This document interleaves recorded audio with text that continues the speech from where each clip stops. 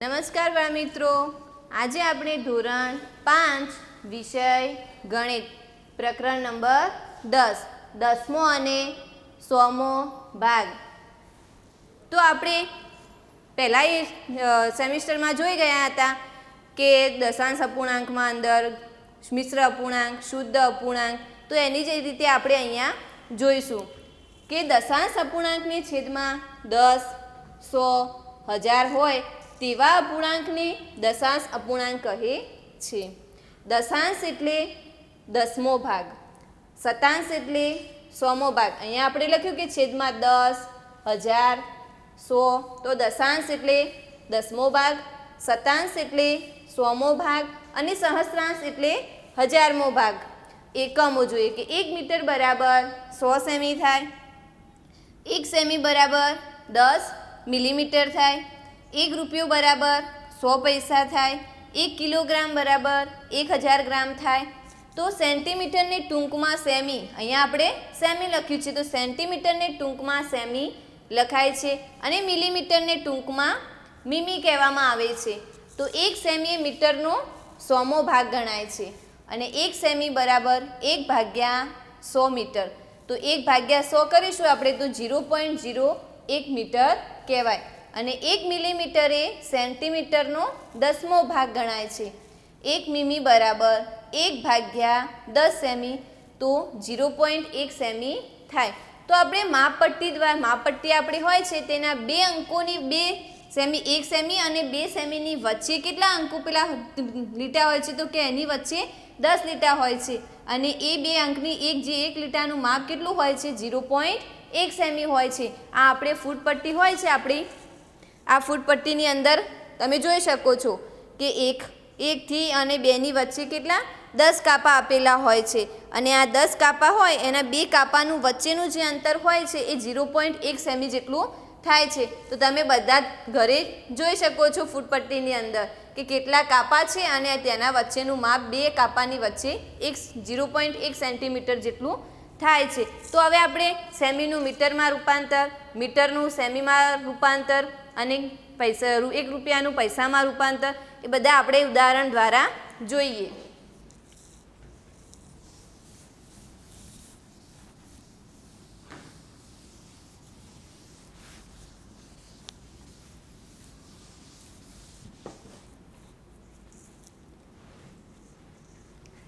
હવે કે આપણે મીમીમાં રૂપાંતર કરીએ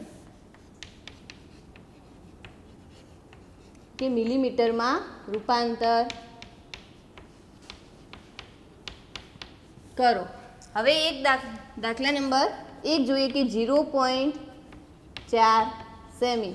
તો અહીંયા આપણે લખ્યું છે કે 10 મીમી બરાબર 1 સેમી થાય, 1 મીટર બરાબર 100 સેમી થાય. તો કે 1 સેમી બરાબર કેટલા મીમી આપણે લખ્યા છે અહીંયા 10 મીમી. તો કે 1 સેમી બરાબર 10 મિલીમીટર થાય. તો કે 0.4 સેમી બરાબર કેટલા મિલીમીટર થાય તો કે 0.4 ગુણ્યા 10. હવે 0.4 ને આપણે પોઈન્ટ દૂર કરવા માટે આપણે અહીંયા 4/10 લખીશું ગુણ્યા 10. તો 0 0 ઉડી ગયા, 4 ગુણ્યા 1 એટલે કેટલા વધે 4. તો 4 શું થાય છે 4 મીમી મળે આપણને. 0.4નું સેમીમાં રૂપાંતર કરતાં આપણને 4 મીમી મળે છે. એ જ રીતે આપણે બીજું ઉદાહરણ જોઈએ 9 સેમી. તો કે 1 સેમી બરાબર 10 મિલીમીટર માટે 9 સેન્ટીમીટર બરાબર કેટલા મિલીમીટર થાય તો 9 ગુણ્યા 10, 10 નવા 90, તો 90 મીમી થાય. હવે આપણે ત્રીજું ઉદાહરણ જોઈએ કે 5 સેમી.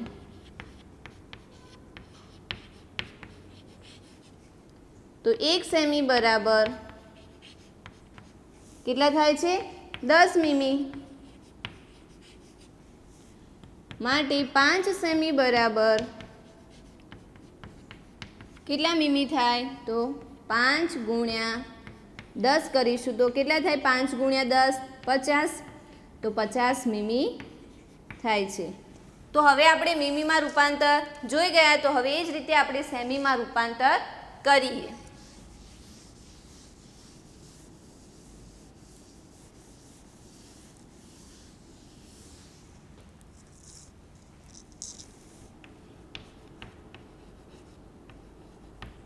સેમીમાં રૂપાંતર 3 મીમી આપેલી છે। તો હવે આપણે 1 સેમી બરાબર 10 મીમી થતું હતું, તો 10 મીમી બરાબર 1 સેમી, તો 10 સેમી બરાબર 10 મીમી બરાબર 1 સેમી માટે 3 મીમી બરાબર કેટલા સેમી થાય? તો અહીંયા 3 ગુણ્યા 1 ભાગ્યા 10 કરીશું, તો 3 ભાગ્યા 10, તો 0.3, 3નો 10 સાથે ભાગાકાર કરીશું તો 0.3 સેમી મળે છે આપણને। હવે આપણે બીજું ઉદાહરણ જોઈએ, 15 સેમી। 15 મીમી, તો કે 10 મીમી બરાબર 1 સેમી માટે 15 મીમી બરાબર કેટલા સેમી થાય? તો 15નો 1 સાથે ગુણાકાર કરી અને 10 સાથે ભાગાકાર કરીશું। 15 ગુણ્યા 1 ભાગ્યા 10, તો 15 ભાગ્યા 10 કરીશું તો 1.5 સેમી મળે છે। હવે ત્રીજા નંબરનું ઉદાહરણ જોઈએ કે 6 મીમી।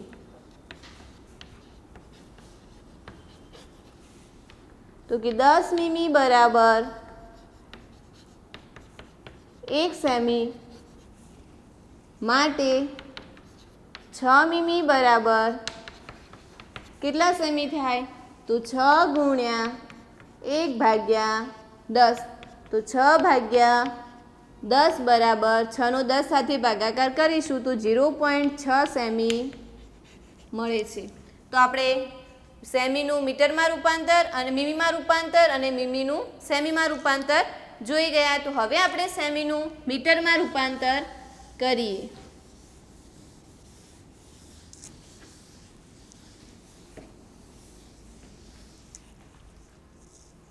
એક નંબરનો દાખલો છે કે 6 મીટર।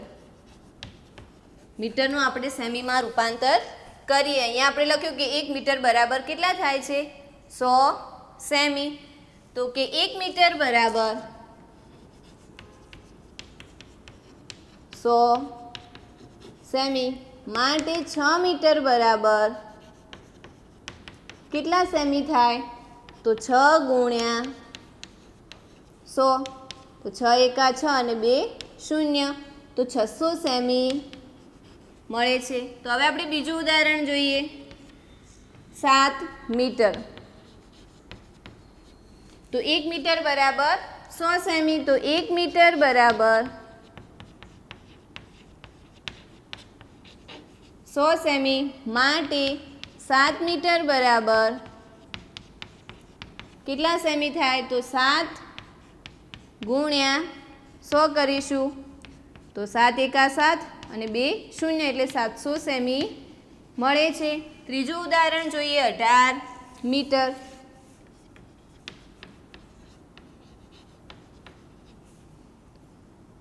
તો 1 મીટર બરાબર 100 સેમી માટે 18 મીટર બરાબર કેટલા સેમી થાય?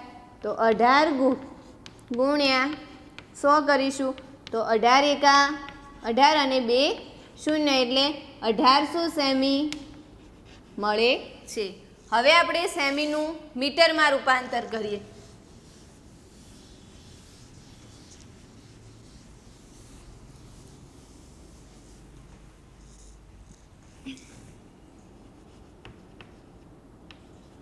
મીટરમાં રૂપાંતર કરો। અહીંયા આપણને 200 સેમી આપેલા હોય તો એનું આપણે મીટરમાં રૂપાંતર કરીએ। અહીંયા આપણે આગળ જોઈ ગયા કે 1 મીટર બરાબર 100 સેમી, તો 100 સેમી બરાબર 1 મીટર।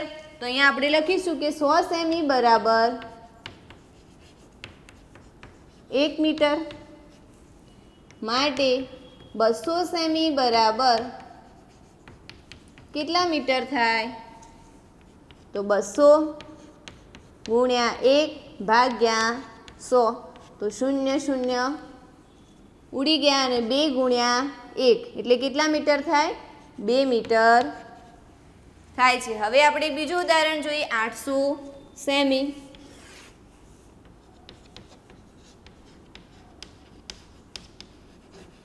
તો કે 100 સેમી બરાબર 1 મીટર માટે 800 સેમી બરાબર કેટલા મીટર? તો 800 ગુણ્યા 1 ભાગ્યા 100, તો 0 0 આપણે ઉડાડી દીધા અને 8 ગુણ્યા 1 એટલે 8 મીટર મળે છે. હવે આપણે એક બીજું ઉદાહરણ આગળ જોઈએ, 3 નંબરમાં 1100 સેમી. તો કે 100 સેમી બરાબર 1 મીટર માટે 1100 સેમી બરાબર કેટલા મીટર? તો કે 1100 ગુણ્યા 1 ભાગ્યા 100, તો 0 0 ઉડી ગયા, 11 ગુણ્યા 1 એટલે 11 ગુણ્યા 1 બરાબર 11 મીટર. હવે આપણે સેમીમાં, મીટરમાં, મિલીમીટરમાં રૂપાંતર જોઈ ગયા. તો હવે આપણે પૈસાનું રૂપિયામાં રૂપાંતર અને રૂપિયાનું પૈસામાં રૂપાંતર જોઈએ.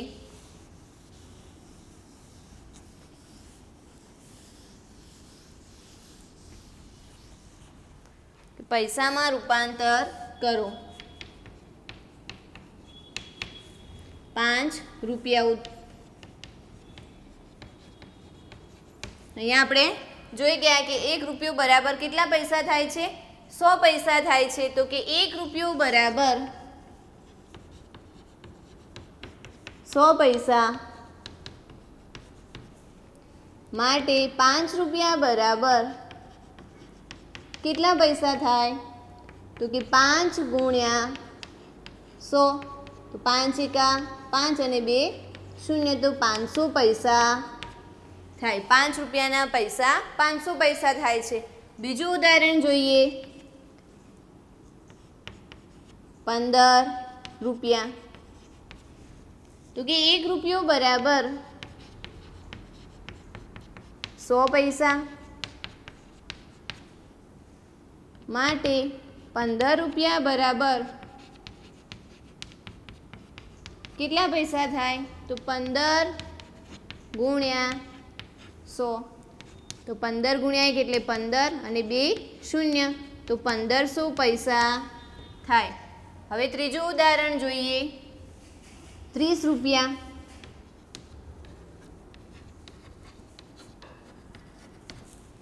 તો 1 રૂપિયો બરાબર 100 પૈસા માટે 30 રૂપિયા બરાબર કેટલા પૈસા થાય? તો 30 ગુણ્યા 100 કરીશું, તો 30 ગુણ્યા 1 એટલે 30 અને 2 0, તો 3000 પૈસા થાય છે. હવે આપણે રૂપિયામાં રૂપાંતર કરીએ.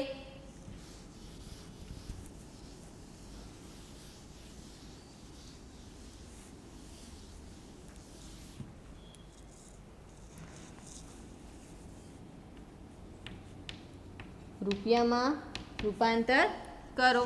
તો કે 400 પૈસા આપેલા હોય એનું આપણે રૂપિયામાં રૂપાંતર કરીએ. અહીંયા આપણે 1 રૂપિયો બરાબર 100 પૈસા અને 100 પૈસા બરાબર 1 રૂપિયો લખીએ. તો કે 100 પૈસા બરાબર 1 રૂપિયો માટે 400 પૈસા બરાબર કેટલા રૂપિયા થાય? તો 400 ગુણ્યા 1 ભાગ્યા 100 કરીશું, તો અહીંયા આપણે 0 0 ઉડાડ્યા અને 4 ગુણ્યા 1 એટલે કેટલા થાય? 4 રૂપિયા મળે. 400 પૈસાના રૂપિયા આપણને 4 રૂપિયા મળે છે. હવે બીજું ઉદાહરણ જોઈએ. 2800 પૈસા. તો કે 100 પૈસા બરાબર 1 રૂપિયો. માટે 2800 પૈસા બરાબર કેટલા રૂપિયા થાય? તો 2800 ગુણ્યા 1 ભાગ્યા 100 કરીશું. તો અહીંયા આપણે 0 0 ઉડાડી દીધા એટલે 28 ગુણ્યા 1 એટલે 28 રૂપિયા મળે. હવે ત્રીજું ઉદાહરણ એક જોઈએ. 1200 પૈસા. તો 100 પૈસા બરાબર 1 રૂપિયો. માટે 1200 પૈસા બરાબર કેટલા રૂપિયા થાય? તો 1200 ગુણ્યા 1 ભાગ્યા 100. તો 0 0 આપણે ઉડાડી દીધા અને 12 ગુણ્યા 1 એટલે 12 રૂપિયા મળે. તો આપણે સેમીનું મીટરમાં રૂપાંતર, મીટરનું સેમીમાં રૂપાંતર, રૂપિયાનું પૈસામાં અને પૈસાનું રૂપિયામાં રૂપાંતર જોઈ ગયા. તો આપણે આગળ હવે પુસ્તકની અંદર જોઈશું.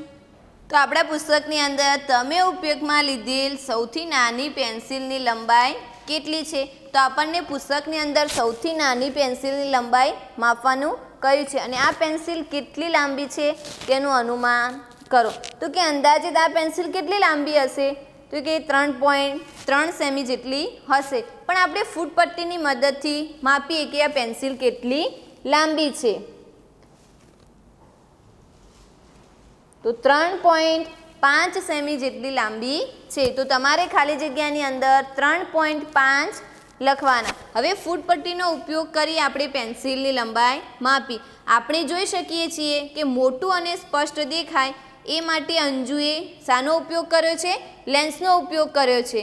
તો ફૂટપટ્ટીની અંદર આપણને પેન્સિલની માપ આપેલું છે કે લેન્સની અંદર તે કેવી રીતે જોવે છે. તો કે મંજુ કહે છે કે તે 3 સેન્ટીમીટર કરતાં વધુ લાંબી છે. તો આ ફૂટપટ્ટી કેટલી છે? 3.6 સેમી જેટલી લાંબી આપેલી છે, લેન્સની અંદરથી જુએ છે. તો અહીં આપણને 1 સેન્ટીમીટરના 10 સરખા ભાગ છે. આથી દરેક ભાગ એ સેન્ટીમીટરનો 10મો ભાગ છે. 1 સેન્ટીમીટરના 10મા ભાગને મિલીમીટર કહે છે. તે આપણે આગળ જોઈ ગયા. હવે આગળ કહે છે કે અરે આ પેન્સિલ 3 મીટર અને 6 સેમી લાંબી છે. અહીં એક માખી છે. જુઓ તેની લંબાઈ કેટલી આપેલી છે? 1 થી અને 2 ની વચ્ચે જે માખી આપેલી છે એની લંબાઈ કેટલી થાય છે? કે 3 કાપા સુધી થાય છે. તો આપણે જોયું હતું કે એક કાપાનું માપ કેટલું થાય છે? 1 મીમી. તો અહીંયા 3 કાપાની અંદર માખી આવી જાય છે. તો એનું માપ કેટલું મળે છે? 3 મીમી મળે છે. હવે આગળ આપણને કહ્યું છે કે બીજી એક માખી આપેલી છે, પરંતુ હું વધારે લાંબી છું. 1 સેન્ટીમીટરનો 1/10મો ભાગ અથવા એને આપણે 7 મીમી પણ કહીએ છીએ. એટલે એ માખી બીજા નંબરની માખી કેટલી લાંબી છે? 7 મીમી જેટલી લાંબી છે. આપણે સેન્ટીમીટરના 10મા ભાગને 0.1 સેન્ટીમીટર કહીશું. તેને 0.1 સેન્ટીમીટર આ રીતે વંચાય. આથી 1 સેમી એ 0.1 સેમી જેટલું છે. હવે આપણને અહીંયા બીજી એક પેન્સિલ, નાની પેન્સિલ આપેલી છે. તે લેન્સની અંદરથી જોવે છે અંજુ. આથી આ પેન્સિલની લંબાઈ કેટલી છે? ખાલી જગ્યા મીમી. તો આ પેન્સિલની અંદરનું માપ કેટલા મીમી થાય છે તે આપણે ગણવાનું છે. તે કુલ 6 કાપા થાય છે. તો પેન્સિલનું માપ 6 મીમી થાય છે. તો સેન્ટીમીટરમાં તેની લંબાઈ આપણે 0.6 સેમી લખીએ. હવે નીચે આપેલું છે કે દેડકા. તમે દેડકા જોયા છે? કયા? તમે કેટલા ભિન્ન પ્રકારના દેડકા જોયા છે? શું તે તમામ દેડકાની લંબાઈ સરખી છે? આ સમજવા માટે આપણે એક ઉદાહરણ લઈશું. તો કે તમે દેડકા જોયા છે? તો કે હા, મેં ચોમાસાની ઋતુમાં પાણી ભરેલા ખાબોચિયાની અંદર લીલા અને બદામી રંગના નાના મોટા ભિન્ન પ્રકારના દેડકા જોયા છે. હવે બે સમજવા માટે આપણને અહીંયા 2 રસપ્રદ ઉદાહરણ આપેલા છે. એક છે સોનેરી દેડકો અને બીજા નંબરમાં છે વિશાળ મોટો દેડકો. હવે એક છે સોનેરી દેડકો, તો કે આ પ્રકારના દેડકા વિશ્વમાં સૌથી ઓછી લંબાઈના હોય છે. તેમની લંબાઈ માત્ર 0.9 સેમી જેટલી હોય છે. તો અનુમાન કરો કે આવા કેટલા દેડકા તમારી નાનકડી આંગળી પર બેસી શકે છે. તો કે આશરે 6 જેટલા દેડકા આપણી નાનકડી આંગળી ઉપર બેસી શકે. તો આપણી નાનકડી આંગળીનું માપ કેટલું છે આપણે ફૂટ પટ્ટીથી માપીએ તો આપણી નાનકડી આંગળીનું માપ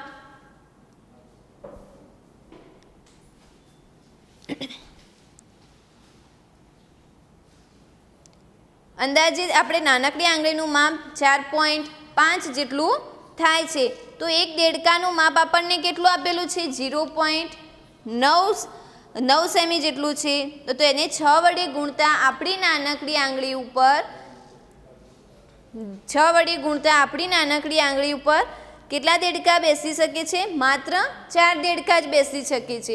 હવે બીજા નંબરનો પ્રશ્ન આપેલો છે કે વિશાળ મોટો દેડકો.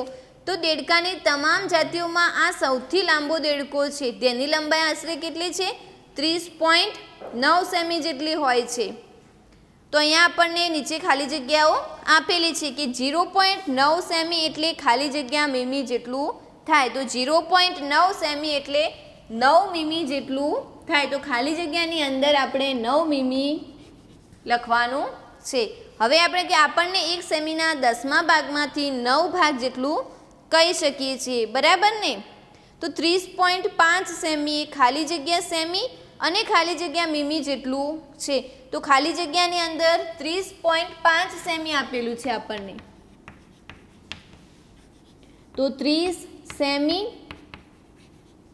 અને 5 મીમી જેટલું થાય છે. તો ખાલી જગ્યાની અંદર આપણે 30 સેમી અને 5 મીમી લખવાનું છે. હવે ત્રીજા નંબરનો પ્રશ્ન છે આશરે કેટલા મોટા દેડકા 1 મીટરની ફૂટ પટ્ટી ઉપર ગોઠવી શકાય?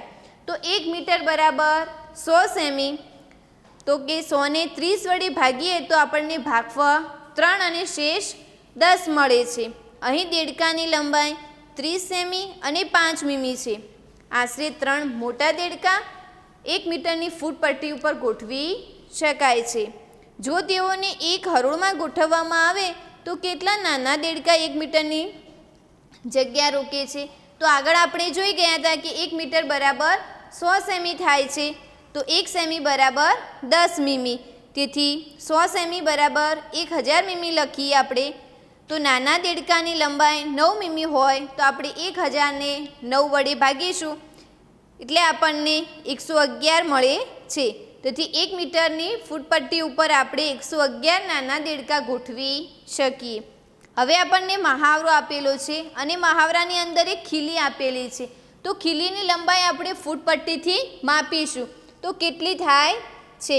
તો ફૂટ પટ્ટીથી માપીએ તો ખીલીની લંબાઈ આપણને 2.9 સેમી જેટલી મળે છે. 2.9 સેમી એટલે 2 સેમી અને 9 મીમી થાય છે. તો ખાલી જગ્યા આપેલી છે કે ખીલીની લંબાઈ 2 સેમી અને ખાલી જગ્યા મીમી તો 9 મીમી અથવા 2.9 સેમી લખાય. તો એ ખાલી જગ્યાની અંદર આપણે અંદર લખીશું. હવે પાછળ આપણને ભીંડો આપેલો છે. તો ભીંડાનું માપ આપણે શોધવાનું છે ફૂટ પટ્ટીની મદદથી. અહીંયા આપણને ફૂટ પટ્ટી પણ દોરેલી આપેલી છે. તો ફૂટ પટ્ટીની માપદતથી આપણે માપીશું. તો ભીંડાની લંબાઈ આપણને 8.3 સેમી દર્શાવે છે. ફૂટ પટ્ટી નીચે આપેલું છે માપ. તો કે ભીંડાની લંબાઈ 8 સેમી લખીશું ખાલી જગ્યાની અંદર અને 3 મીમી. તો જેને આપણે 8.3 સેમી એમ લખી શકીએ. હવે ત્રીજા નંબરનો પ્રશ્ન છે કે આ પાના ઉપર આપેલ ફૂટ પટ્ટીનો ઉપયોગ કરી મીણબત્તી 1 તથા મીણબત્તી 3ની લંબાઈ વચ્ચેનો તફાવત શોધો. અહીંયા આપણને 3 મીણબત્તી આપેલી છે અને 3 મીણબત્તીને આપણને અહીંયા કહ્યું છે કે લંબાઈ સેમી અને મીમીમાં અને લંબાઈ સેમીમાં લખો. તો મીણબત્તી 1ની લંબાઈ માપીશું, પછી તેની જ્યોતની લંબાઈ લખવાની છે, પછી મીણબત્તી 2ની લંબાઈ અને તેની જ્યોતની લંબાઈ અને મીણબત્તી 3ની લંબાઈ અને તેની જ્યોતની લંબાઈ આપણે લખીશું. તો સૌપ્રથમ આપણે મીણબત્તી 1ની લંબાઈ માપીએ કે મીણબત્તી 1ની લંબાઈ કેટલી થાય છે. તો અહીંયા જે નાની આપેલી છે એ સૌપ્રથમ આપણે એને 1 નંબરની મીણબત્તી ગણીશું. તો મીણબત્તી 1ની લંબાઈ 2.9 મીમી જેટલી થાય છે. તો પહેલી ખાલી જગ્યામાં આપણે લખીશું 2.2 સેમી અને 9 મીમી. તો લંબાઈમાં લખવાનું છે આપણે 2.9 સેમી. હવે એને આપણને નીચે કહ્યું છે કે જ્યોત 1, તો 1 નંબરની મીણબત્તીની જ્યોત કેટલી લાંબી છે એ આપણે ફૂટપટ્ટીની મદદથી માપીએ. તો કે મીણબત્તી 1ની જ્યોત 1.3 સેમી જેટલી થાય છે. તો કે 1 સેમી અને 3 મીમી અને લંબાઈ સેમીમાં લખીશું તો કે 1.3 સેમી જેટલી થાય છે. એ જ રીતે હવે આપણે મીણબત્તી 2ની લંબાઈ માપીશું. તો મીણબત્તી 2ની લંબાઈ 4.9 મીમી જેટલી મળે છે. તો અહીંયા આપણે મીણબત્તી 2ની લંબાઈ સેમી અને મીમીમાં લખીશું. તો 4 સેમી અને 9 મીમી અને લંબાઈ સેમીમાં તો 4.9 સેમી લખીશું. હવે છે જ્યોત 2. તો બીજા નંબરની મીણબત્તીની આપણે જ્યોત માપીએ. તો કે બીજા નંબરની મીણબત્તીની જ્યોત 1.7 સેમી મળે છે. તો 1 સેમી અને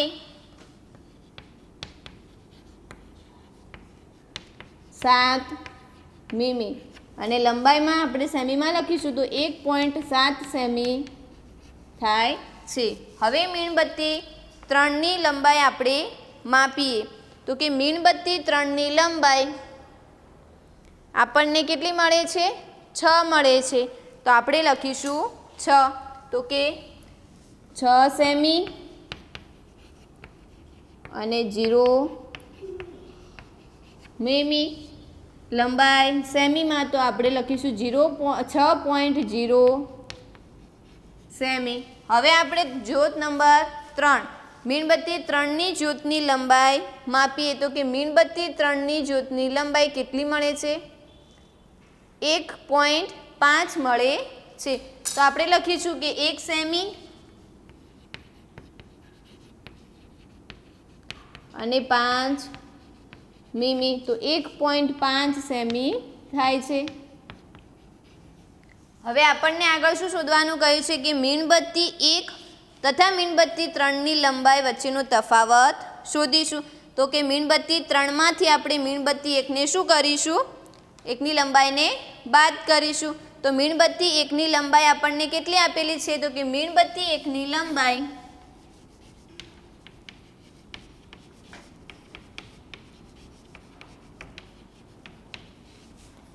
બરાબર 2.9 સેમી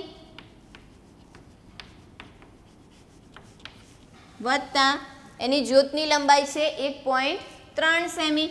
તો 1.3 સેમી 9 અને 3 12 થાય છે. તો 12 અને પોઈન્ટ પછી 4 તો 4.2 સેમી મળે છે. હવે આપણે મીણબત્તી 3ની લંબાઈ શોધીશું. તો મીણબત્તી 3ની લંબાઈ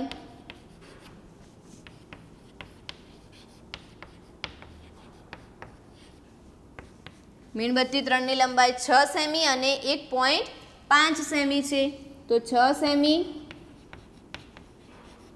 વત્તા 1.5 સેમી તો અહીંયા 5 અને પોઈન્ટ પછી 6 અને 7 તો 7.5 સેમી મળે છે.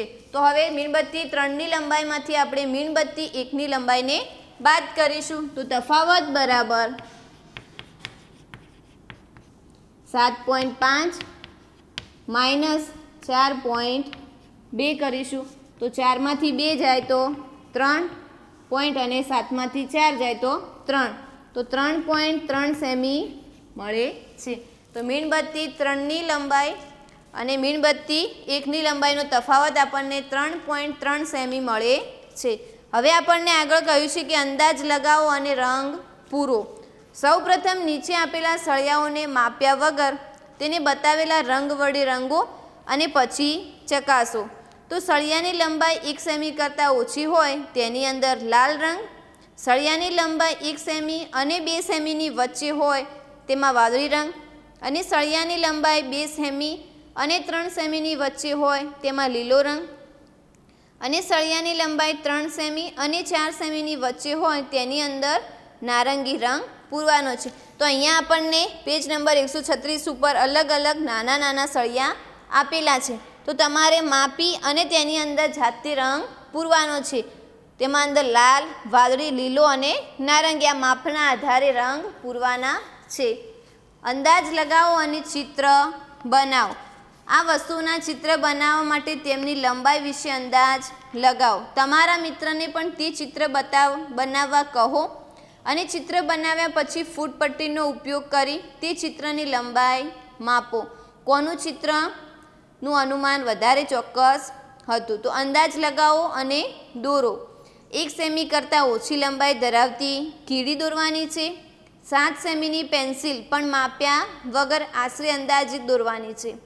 11 સેમી ઊંચાઈ ધરાવતો ગ્લાસ કે જેમાં 5 સેમી સુધી પાણી ભરેલું હોય એ ગ્લાસ દોરવાનો છે.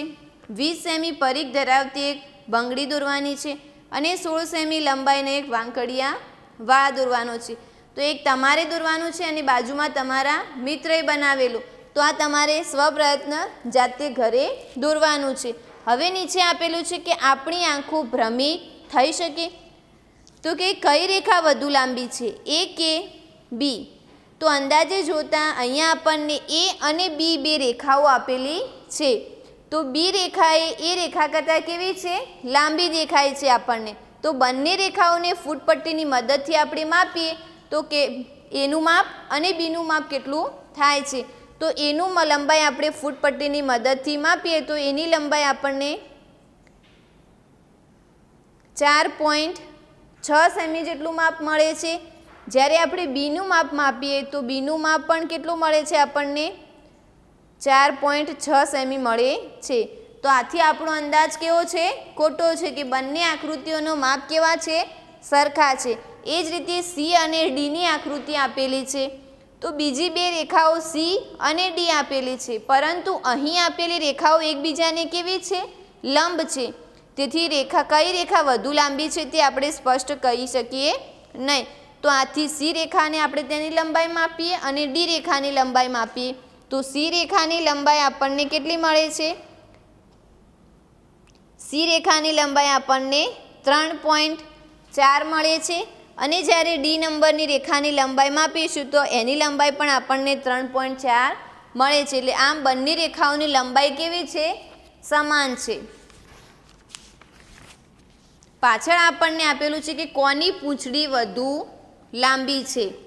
તો અહીંયા આપણને ઉંદર, ગરોળી, વાંદરો, બિલાડી, કૂતરો, ડુક્કર વગેરે આપેલા છે પ્રાણીઓ. તો એમાં આપણે બધા પ્રાણીઓમાં અંદાજિત માપ લખીશું અને કેટલા ચિત્રના માપી અને તમારે જાતે લખવાના છે. તો કે એની અંદર આપણે ઉંદરની અંદાજિત પૂંછડી કેટલી લાંબી છે? તો એ અંદાજિત આપણે લખીશું 2.7 સેમી જેટલી લાંબી છે. ગરોળીની પૂંછડી 1.4 સેમી જેટલી લાંબી છે. વાંદરાની પૂંછડી આપેલી છે 2.5 સેમી જેટલી. બિલાડીની પૂંછડી 1.6 સેમી જેટલી.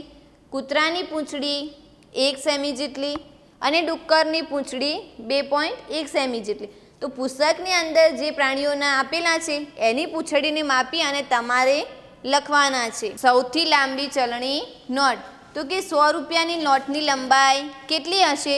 તો આપણે 100 રૂપિયાની નોટની લંબાઈ માપીએ કે 100 રૂપિયાની નોટની લંબાઈ કેટલી થાય છે. તો 100 રૂપિયાની નોટની લંબાઈ કેટલી મળે છે આપણને? ફૂટપટ્ટીથી આપણે માપીએ તો 15.7 સેમી જેટલી મળે છે લંબાઈ. અને પહોળાઈ કેટલી મળે છે તે આપણે જોઈએ. તો પહોળાઈ આપણને કેટલી મળે છે 100 રૂપિયાની નોટની? 7.3 સેમી મળે છે. હવે આપણને નીચે કહ્યું છે કે અહીં ઘણી વસ્તુઓની લંબાઈ અને પહોળાઈ વિશે અંદાજ લગાવો અને માપો અને અનુમાન કરી અને તફાવત શોધવાનો છે. તો કે 100 રૂપિયાની નોટ, 10 રૂપિયાની નોટ, 20 રૂપિયાની નોટ, 5 રૂપિયાની નોટ, પોસ્ટકાર્ડ, ગણિતનું પાઠ્યપુસ્તક. તો તમારે અંદાજ પહેલાં લખી દેવાનો છે કે લંબાઈ કેટલી છે અને પહોળાઈ કેટલી છે. અને હવે આપણે 100 રૂપિયાની, 10 રૂપિયાની, 20 રૂપિયાની, 5 રૂપિયાની પોસ્ટકાર્ડ અને ગણિતનું પાઠ્યપુસ્તકની લંબાઈ માપીએ. તો આપણે 100 રૂપિયાની તો લંબાઈ માપી દીધી કે લંબાઈ 15.7 સેમી થાય છે અને પહોળાઈ 7.3 સેમી થાય છે. તો હવે આપણે 10 રૂપિયાની નોટની લંબાઈ માપીએ કે 10 રૂપિયાની નોટની લંબાઈ કેટલી થાય છે. તો 10 રૂપિયાની નોટની લંબાઈ આપણને 13.6 સેમી જેટલી મળે છે, જ્યારે તેની પહોળાઈ કેટલી મળે છે? 6.3 સેમી મળે છે. એ જ રીતે હવે આપણે 20 રૂપિયાની નોટની લંબાઈ માપીએ કે 20 રૂપિયાની નોટની લંબાઈ કેટલી થાય છે. તો 20 રૂપિયાની નોટની લંબાઈ આપણને 14.6 સેમી જેટલી મળે છે અને હવે તેની પહોળાઈ કેટલી મળે છે? પહોળાઈ મળે છે 6.3 સેમી મળે છે. અને 5 રૂપિયાની નોટની લંબાઈ માપીએ કે 5 રૂપિયાની નોટની લંબાઈ કેટલી થાય છે? તો 5 રૂપિયાની નોટની લંબાઈ 11.7 સેમી જેટલી મળે છે, જ્યારે તેની પહોળાઈ કેટલી થાય છે? પહોળાઈ 6.3 સેમી મળે છે. હવે આપણે પોસ્ટકાર્ડની લંબાઈ માપીએ. તો પોસ્ટકાર્ડની લંબાઈ કેટલી મળે છે તે આપણે જોઈએ. તો પોસ્ટકાર્ડની લંબાઈ 14.5 સેમી મળે છે, જ્યારે તેની પહોળાઈ કેટલી થાય છે? પહોળાઈ આપણને 9.5 સેમી મળે છે. હવે આપણે ગણિતના પાઠ્યપુસ્તકની લંબાઈ અને પહોળાઈ માપીએ. તો પહોળાઈ મળે છે આપણને પાઠ્યપુસ્તકની 27.7 સેમી જેટલી મળે છે, જ્યારે તેની લંબાઈ આપણને 27.7 મળી છે, જ્યારે તેની પહોળાઈ આપણને કેટલી મળે છે? 20.7 સેમી જેટલી મળે છે.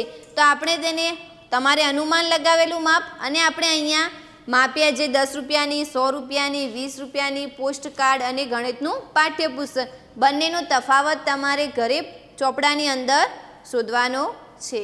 આગળનો બીજો ભાગ આપણે નેક્સ્ટ ટાઈમ જોઈશું.